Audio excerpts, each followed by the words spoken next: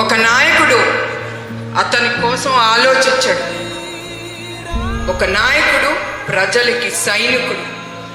అతను ఎప్పుడు ప్రజల కోసం, రాష్ట్రం కోసం, వాళ్ళ సుఖ సంతోషాల కోసమే ఆలోచిస్తాడు.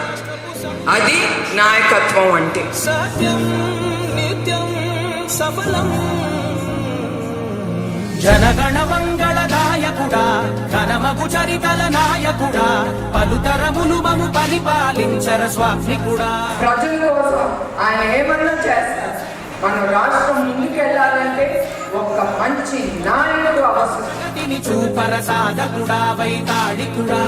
పోలవరం శాశ్వతం, అమరావతి శాశ్వతం, పట్టిసీమ శాశ్వతం, రాయలసీమకి తీసుకొచ్చిన నీరు శాశ్వతం, ISB శాశ్వతం, IT రంగం శాశ్వతం, హైటెక్ సిటీ శాశ్వతం, IT రంగం శాశ్వతం. ప్రతి మనసు నువ్వే గెలవాలంటోంది.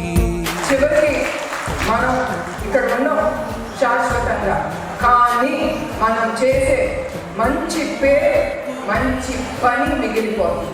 అది శాశ్వతం. అదే ఆయన కోరేది. ఆంధ్రప్రదేశ్